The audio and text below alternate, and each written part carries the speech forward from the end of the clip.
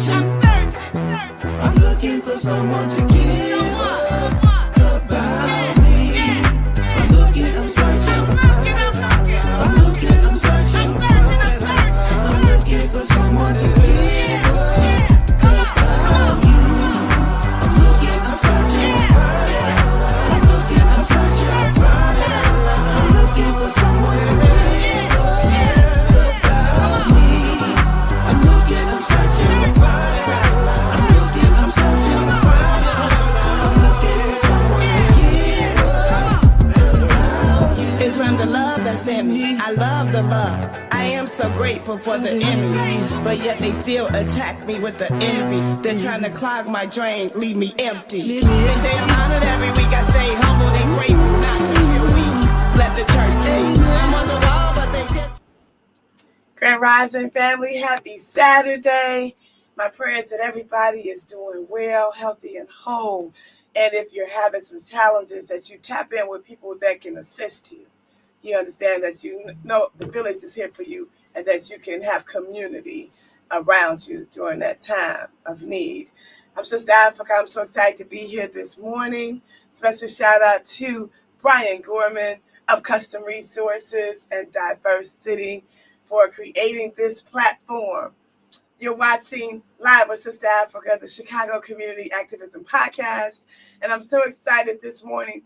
This show is dedicated to our ancestors, those who put in work, bloodshed, and tears, those who made it happen for us to sit in studios as we are right now, those who saw the vision, as the Bible says, you don't have a vision and people will perish. This is dedicated to those that had vision and wanted to see generations to come better than what they had.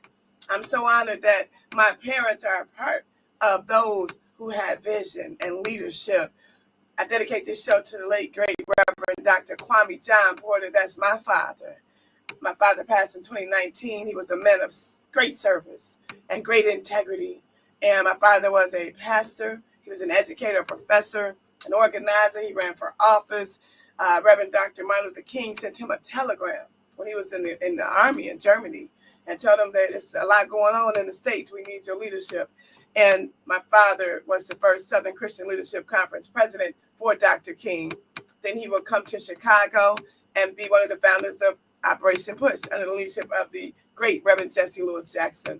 And he would allow Minister Farrakhan to use his church before they got Mount Mariam on 73rd and Stony Island. My mother, who is 91, she was born on Juneteenth. She is a new author. She has a new book out. I'm so excited about that. And my mom is a retired educator as well.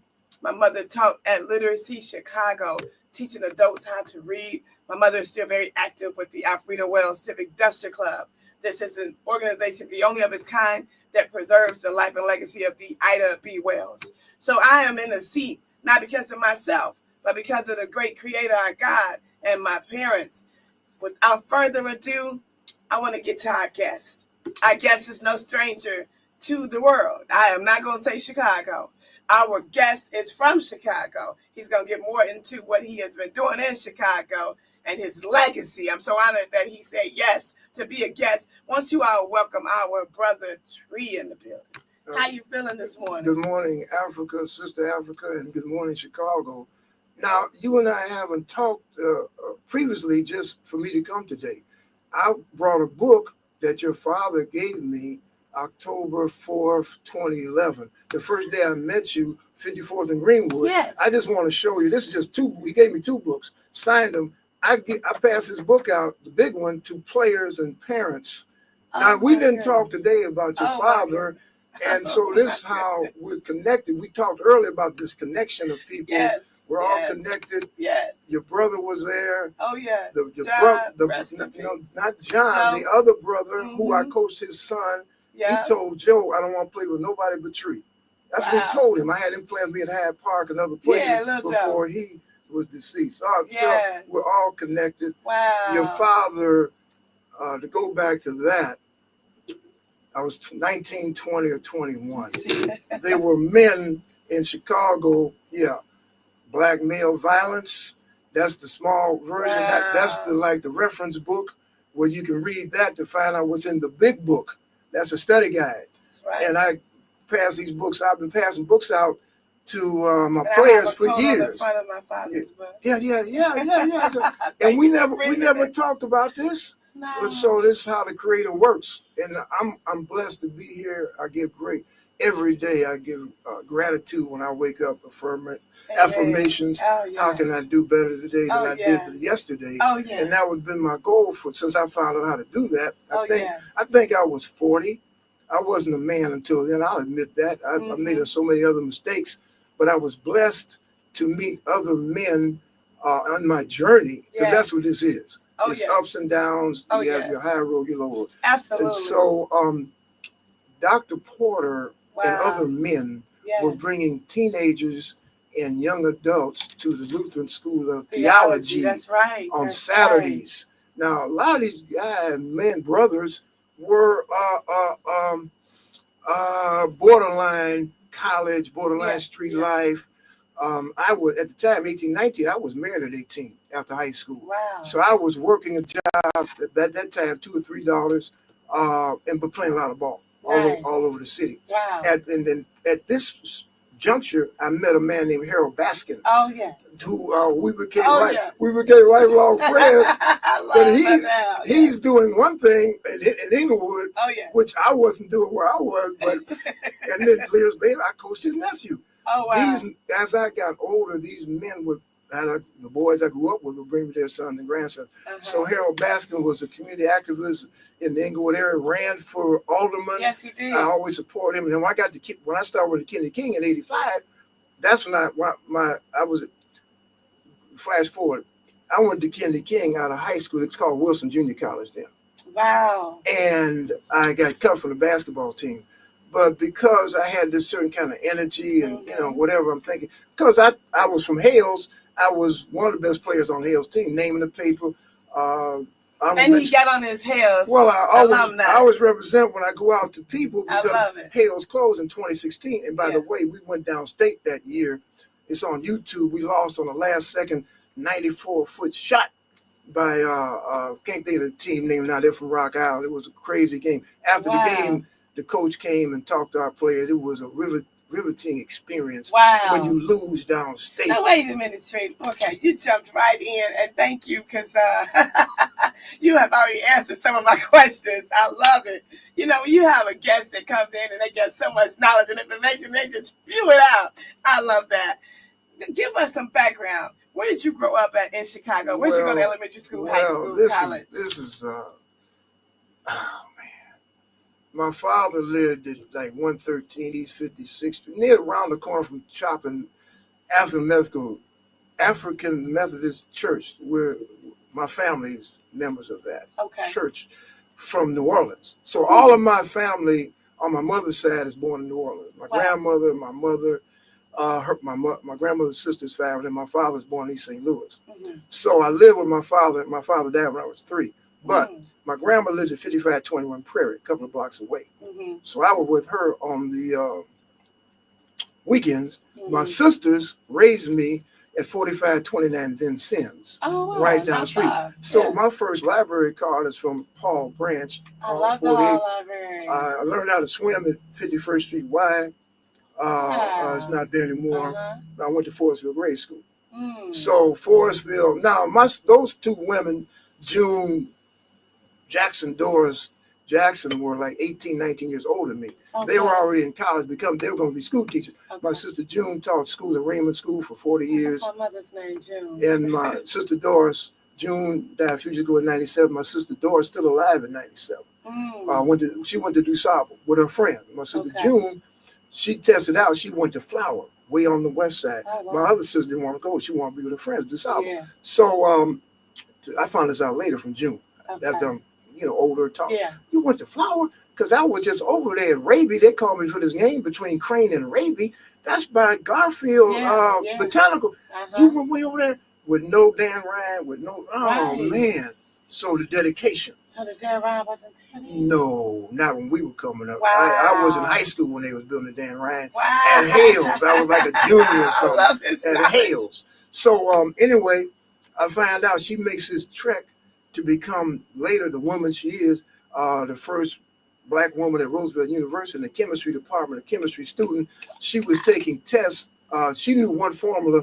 The men in the group couldn't do what she could do. She can do what they would do. They all got together. That's how she graduated. She then went to work at the water reclamation plant with, with that kind of knowledge. Then she became a school teacher at Raymond, first to third grade. And then after retirement, she read books to the students at La Rabida and received an award from the Smithsonian Institute, which whatever they're trying to change. They honored her as teacher, as a volunteer of the year. Wow. That's one sister. My other sister is just as Doris is just as dynamic. But to get back to really the story of my education, I'm in Forestville, and during this time, my father had two of my grandfathers died, mother's side, father's side. My uncle died, godfather died, Jess Walton. He was teaching me how to play the guitar and harmonica. So my mother panicked, sent me to a military school in Altoona, Wisconsin, near Eau Claire. I was there 4 years, but I returned to Chicago on holidays and in the summer to live with my grandmother. So when I left that school, though, I have a couple of pictures. I was the most decorated cadet ever. That means you got to get grow, braid, this, that, and the other. That means that you were following instructions. You were not disobedient. You would get. They had demerits. You get a check mark by your name. You get 21 checks. You don't get a. In 4 years, I had more than anybody. Then when I left, I read every book in the library. I'll get back to reading later.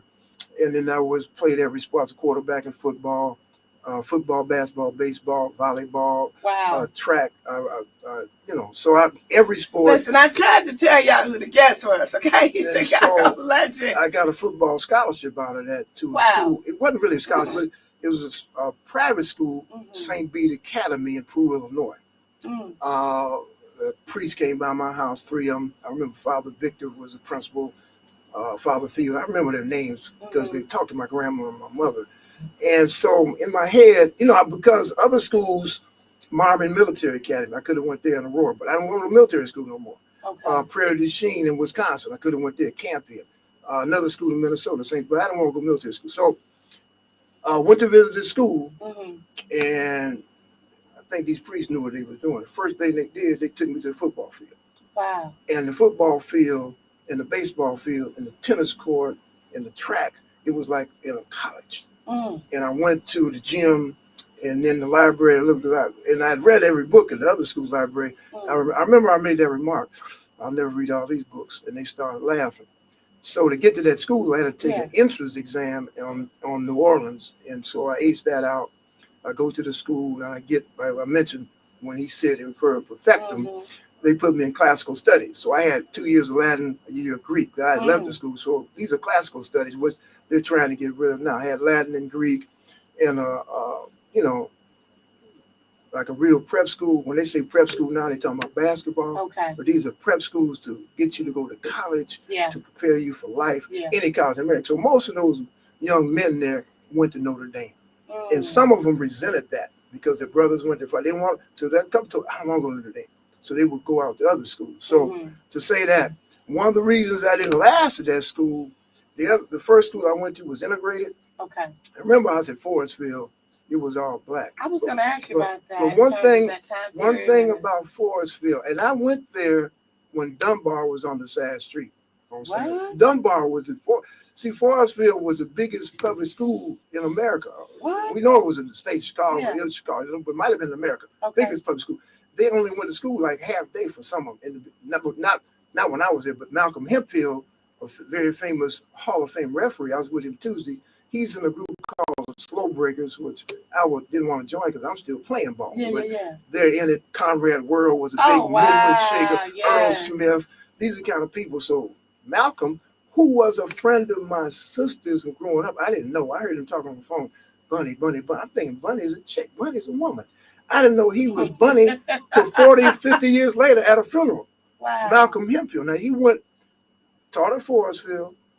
He went to Forestville. He married Jesse Owens' daughter. His granddaughter is Gina Hemphill, who held the flag in the Olympics in 1984 in Los Angeles. And this is Malcolm Hemphill's legacy. His wife taught at Burke for 30, 40 years. I went to her transition. Burke is on 54th and Prairie. I lived at 55th and Prairie.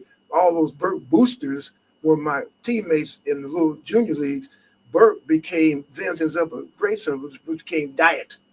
Wow. So anybody from Burke is from Diet goes back to Burke, Yes. grade school. Yes. Yes. Which the University of Chicago now and the city colleges is planning on building a hospital behind 54th and Calumet.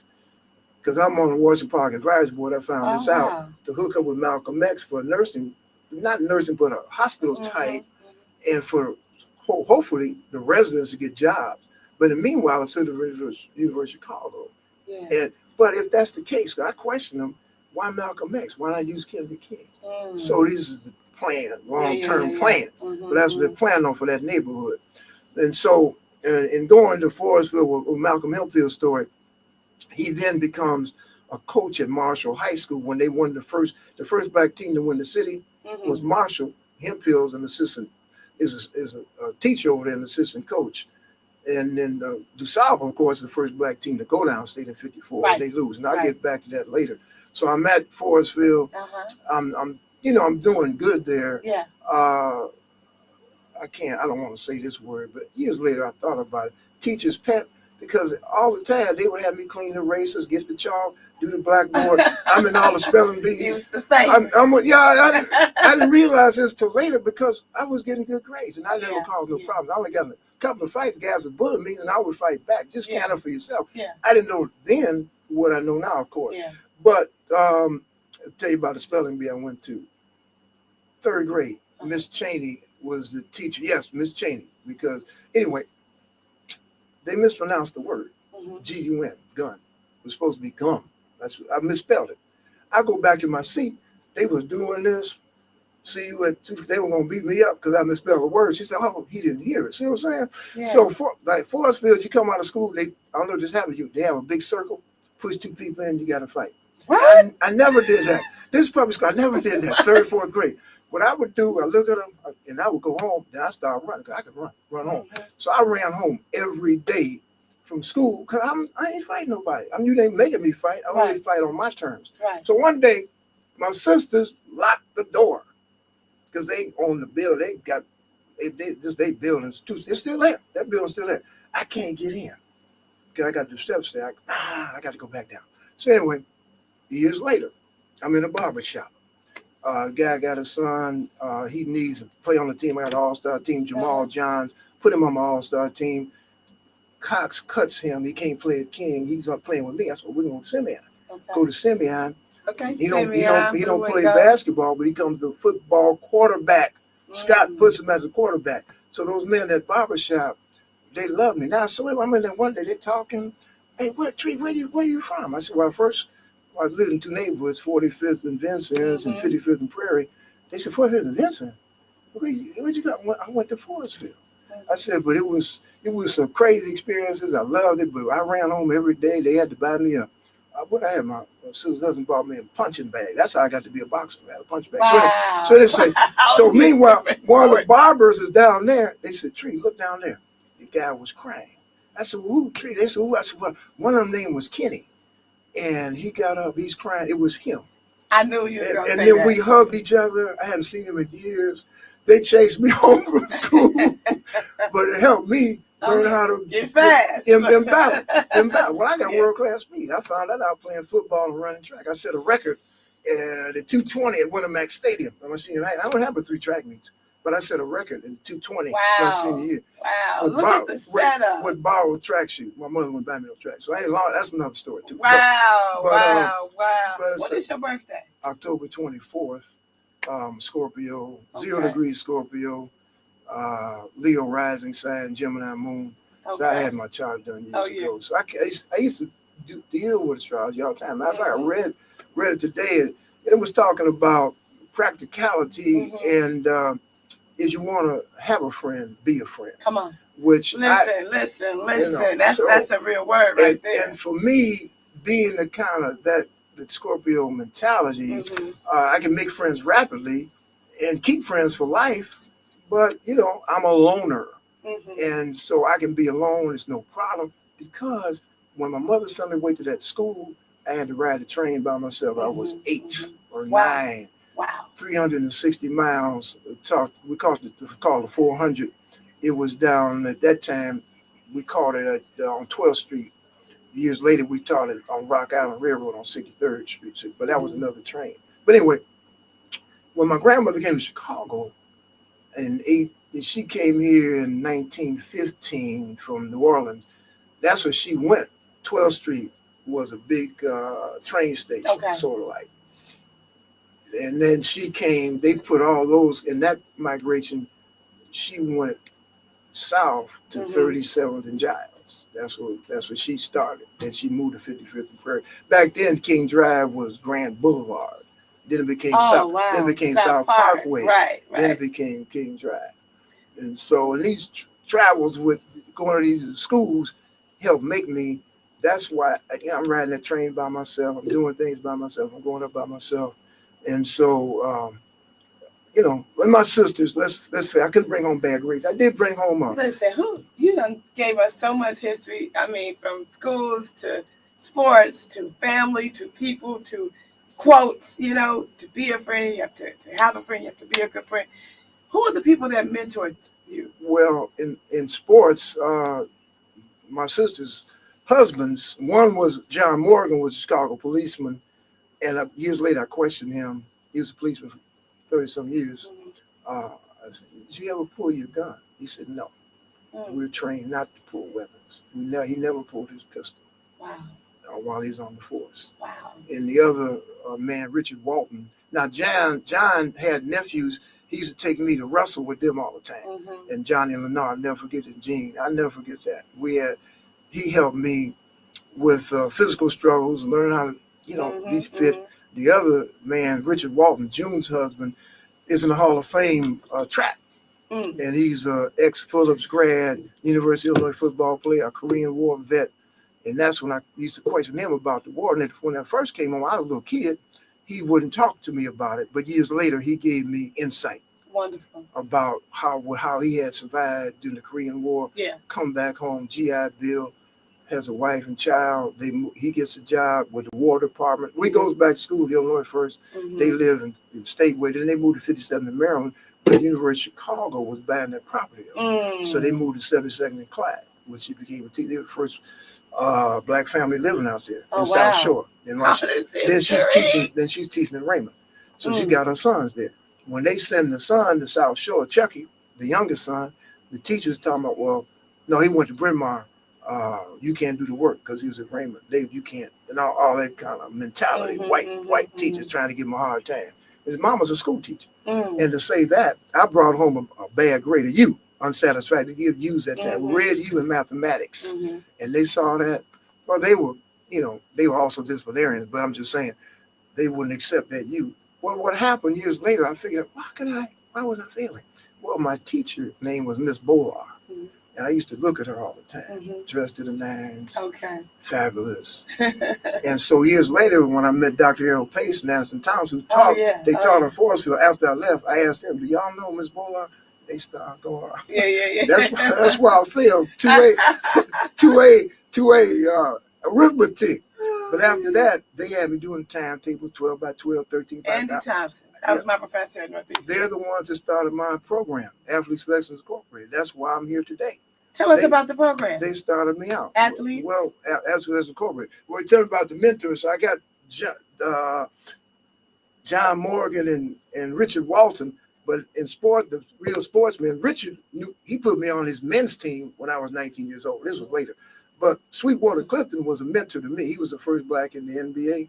He used to drive a cab. And when I got a little bit older, he would take me to any court I wanted to go to.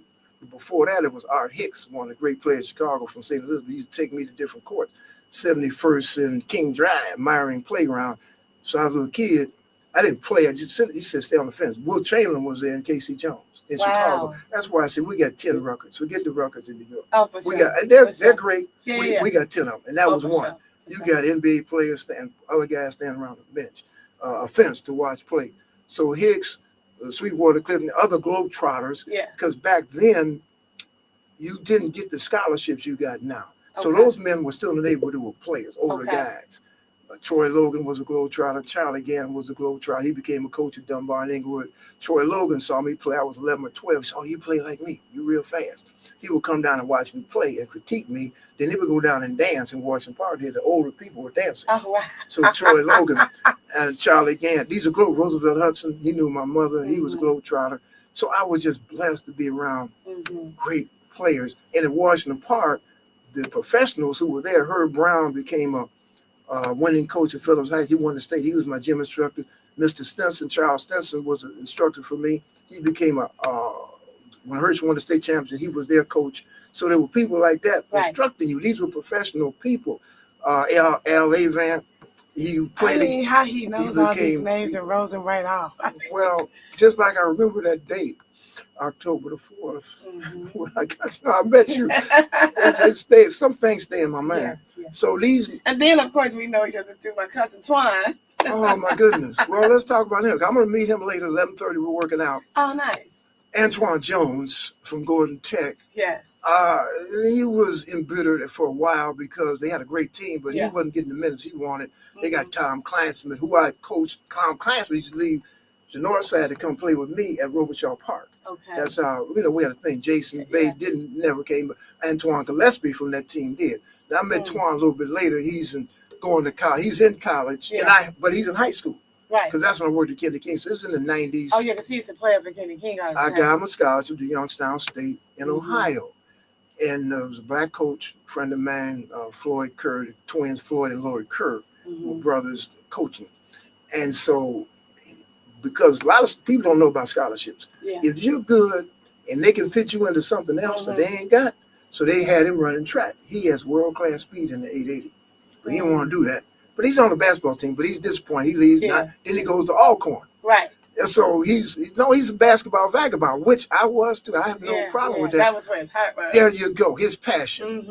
And I commend him. I admire him. It's a success story for any listener with a son or a daughter that's in sports. Keep doing what you're doing. Apply yourself. And this young man has now a PhD in kinesiology. Kinesiology. Yes. He's an NBA trainer in the summer for the summer league for rookies. That's right. He comes back. When he comes back, he instructs the young men I have, showing them the proper moves they have to make to play on another level.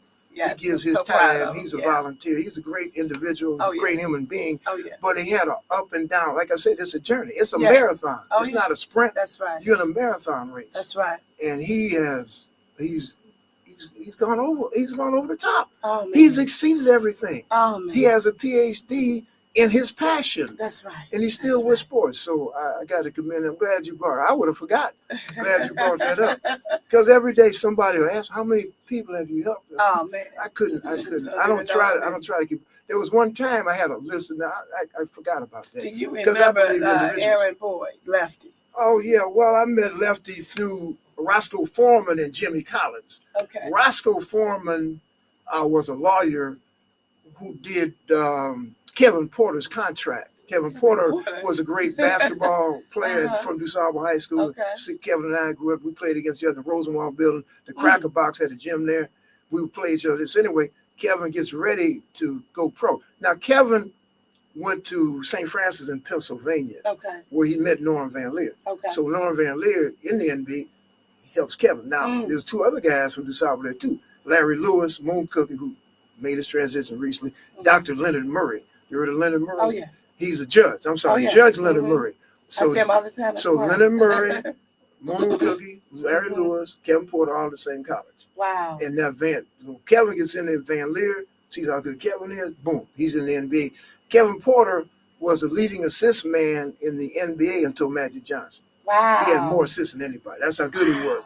Played with the Pistons and the Bullets. Roscoe Foreman helped sign that contract to keep him viable. And, so that's what it's all about. And then you met Lefty through them. Through Foreman. Foreman had two sons, Javin and Gion. Yes. And they were friends with Lefty. Yes. So Jimmy Collins, I'm playing. Attorney Jeanette Foreman. I'm playing. That's I love her so much. That's their mother. So I'm playing basketball at Ray School across from what's over there now? The Medici, Eduardo, whatever. So we're playing ball. and it's going good. There's a lot of action. Yeah. And he's against me, and I'm playing. So I know this dude from somewhere. We're going at it, and finally we get on the same team. And that's how ball is. You lose, you go back, and all that. So we're playing together. I'm throwing in passes, and he throwing passes back. I said, "Oh, this dude is good." So anyway, and we meet. It's Jimmy Collins, first round draft pick of the Chicago Bulls when I was at Roosevelt. Now, there was a woman at Roosevelt that was going out with Jimmy Collins. And they would be, don't talk to her, that's Jimmy. She had the name Jimmy Collins. That's what they called her because she was going out with him. I'm telling you, that's how I met him. Then, so we played ball. I said, don't I know you? So we met. He was a probation officer or something with youth. And then he sent me 3 or 4 guys, and the lefty was part of that group. Shannon, Wesley Shannon, Lefty Boyd, Steve Taylor. That was the boy that Jimmy sent me. Those 3, Guion and Javin, we formed a team called UNLV, the Running Rebels. We won every tournament at YVI in that age group for years. YVI was for everything years. Growing up. And then they would leave my team, go somewhere else. They would lose. Oh, okay, how about you come back? So, so anyway, that's how we did it. And then I started going to every division. So that was, they were 8, 9, 10 years old. I go to 12 years old, all the way up.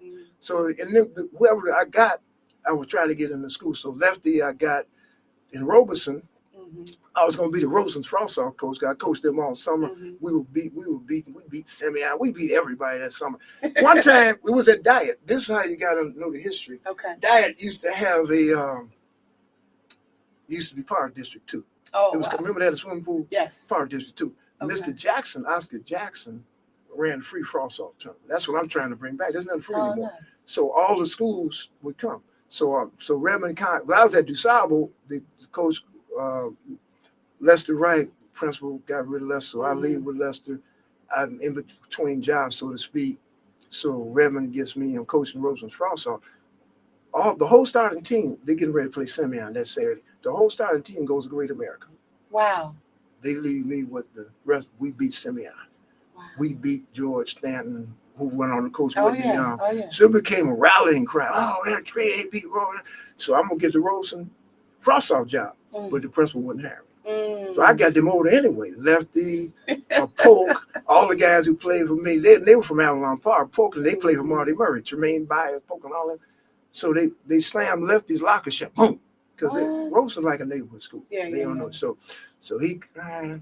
So anyway, so just by luck, they didn't hire me, Rosen. The South Shore coach hired me. I brought Lefty to South Shore with Chase Chappelle, some other guys from Avalon. Now the only one that stayed Rose from that was Kenyatta Wilson, very famous basketball player in Chicago. I see Ken every now and then. We talk all the time. Yeah, great. He's grown, great person, great human being. Wonderful. And so in these, and the lefty has I Am Chicago basketball.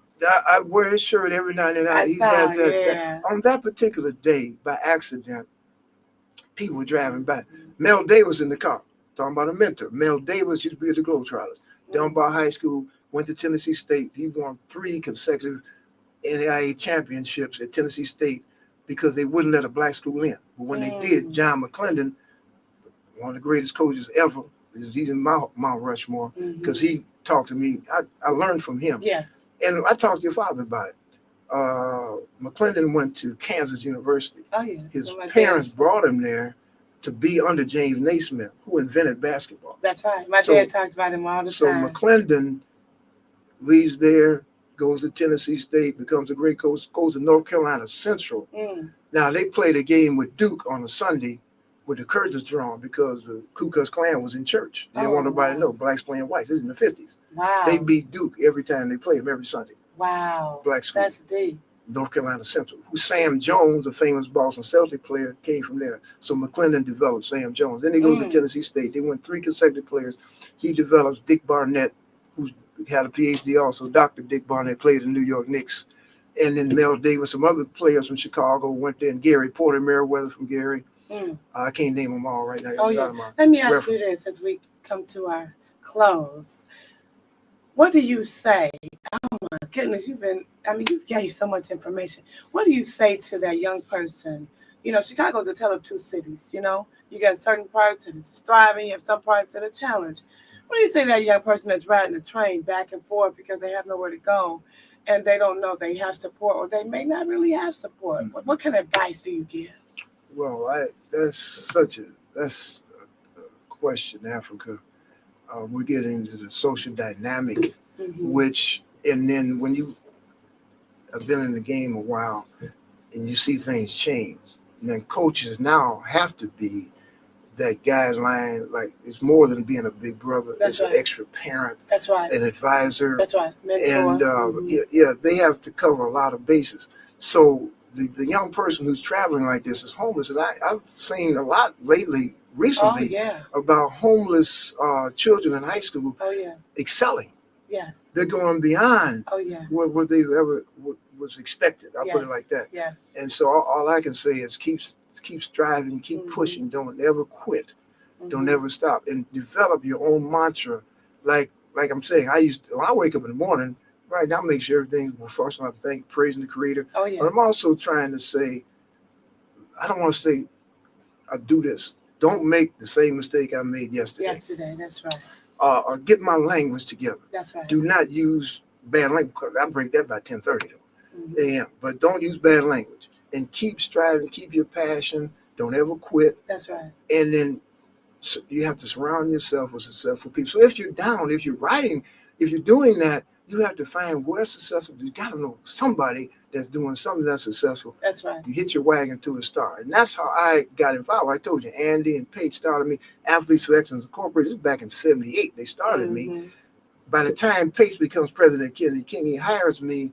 Like I say, I'm 40, but guess what? And I get in there a little bit different, but then I found out that you want to be successful, surround yourself with successful people. That's right. So I reached out to fathers with children, knowing they got to go to work every day. They're going to look out for their kids. Then I got the boys who don't have no fathers. I got them as mentors. That's how we did Kennedy King. I played there 28 years, 7 days a week. I never left. That I did other things, but once I was in training, I was coaching Hales and worked at Kennedy King at the same time. Wow. So I was able always to juggle. Sometimes what I used to say to myself, be at two places at once. I was a master at that. Can't do that no more now, but I was a master at that at that time. So when Twan played with me, they would leave me and go to the clear court. They would play all day long, and that's how we grew up. Okay. Because when we played outside, and the boys and the girls are missing outside, like recess. They're missing these activities. We got to bring the children back outside. Got to bring them back outside. Because the sun and the concrete makes you strong. Come on. The sun and the concrete makes us strong. This has been such an amazing interview. As always, the time goes so fast. But I just want to say thank you, thank you, thank you. You have dropped so many jewels, and you are so much to so many people. Now, Africa, I appreciate those thoughts. All I can say is, I'm just blessed with your wisdom, knowledge, understanding, and your beauty to be a beautiful woman. This was one of the best days of my life, believe, because I can now reach out to more individuals. Because people call me all the time, texting me. I got to find another safe haven because Kennedy King was a safe haven. I'm trying to get the building on 51st in Indiana where I used to swim. It's like a health club now with a gym upstairs. Higginbottom owns the building. Now, meeting with these elders, Harold Brookins, Dr. Bob Stark, Wayne Watson, James Montgomery, Eddie Reed. I'm trying to get them to talk to Higginbottom to let me have this building, and I can give him the money. I don't care we don't care about no money. We're trying to get free frost off back. That's right. So you take, like your son now, you take him, he can't play for free. Matter of fact, you got to pay to get into the game. Why are you paying to watch frost off? That's development. I don't watch my son being developed by some bozo coach. Right. Come on. Right. I'm not saying coach I'm about this. saying. You got to make it make sense. There you go. So that's what I'm trying to do now. So now you have an event coming up. Can you share that event before we close out? Oh, yeah. Where we at today? We're at the Family Den Lounge. Family Den on Stonian. 89th and Stony. Family Den. And this it's a basketball Chicago reunion. All city, all state, NBA, European professional, NCAA players, officials, whoever, public league, Catholic league. One of the reasons we're doing this because the men found out we're going to funerals and meeting each other. We got to meet at other times. That's why we had a Chicagoland Basketball Legends Luncheon, July 12th every year. Sunday, James Capers at Pier 31 Oh, in the yeah. NBA Day. Yes, He's going to yes. do that again next year I was to bring all of us Yes. together. So what I did the first time, I did a couple of years ago, and I didn't do it again. People called me. Antoine Walker called me. Alfred Duco. Tree, what's going on? Oh, yeah. So I did it again, but now I'm going to honor those that passed on. Mark Bowman died about a year ago. Okay. I'm honoring him this time from CBS. He was a center in the 1976 championship game against Levi Cobb. Levi Cobb's in town now. He's gonna try to make this. Okay. He lives in Orlando, Florida. Wow. He's trying to bring a group from Chicago to Orlando to play ball in the city. He's going to talk with the man, all that kind of stuff. That's awesome. We're still in the game. Come on. We're still working with people. So I put the Final Four at Bowman. So anybody from now on, when we do this, on the back, I'm going to shout out to whoever passes on for the memorial for them. I love it. And hopefully Mark's son will be there. What is your social media so people that are watching can tap in and Social follow you? media. I'm on Facebook. Give them your but Facebook. My Facebook? Uh-huh. AS Tree, right? AS Tree on Facebook. Yeah, on Facebook. Yeah, I don't know. Yes. I have no And then clue. tap in with me, I'm and on- I will make sure that you tap in with the Yeah, legendary you tap in Tree. with her. I'm on Twitter, Instagram. I don't know what I'm on. I want to say a special shout out to everybody that has been rocking with us. Listen, this show has been fantastic. The producer is coming in here twice. We have got to wrap this show up. But that's what happens when it's so good, you know. Our sponsors, Trek, that's TRECC Foundation. Tap in with Trek. The Chicago Hip Hop Heritage Museum. Bronzeville Podcast. Ron and Brian of Illinois. Africa Cares, of course. Custom Resources and Diversity. We have a Second Chance Summit coming up. It's October the 11th. This is going to be at Proviso Math and Science Academy in Forest Park. Anybody that needs to get their record expunged or sealed, we will have lawyers there to help you. Listen, September 26th is the day that you have to get your rap sheets together. If you need help with that, please tap in and come to the Daily Center. We will help you. Thank you so much. This show is dedicated to those who have been doing this work. We're so grateful. Thank you so much, Ron, for giving us a little extra time today. Live with Sista Afrika on the Chicago Community Activism Podcast. We are who we've been waiting for. We are we got. We are our own songsters. I'm looking, I'm searching. I'm looking, I'm searching. I'm looking for someone to give about me. I'm looking, I'm searching. I'm looking, I'm searching. I'm looking for someone to give about you. I'm looking, I'm searching. I'm looking, I'm searching. I'm looking for someone to give about me. I'm looking, I'm searching. I'm looking, I'm searching. I'm looking for someone to give about you. It's from the love that's in me. I love the love. I am so grateful for the enemy, but yet they still attack me with the envy. They're trying to clog my drain, leave me empty. They say I'm honored every week. I say humbled and grateful not to feel weak. Let the church speak. I'm on the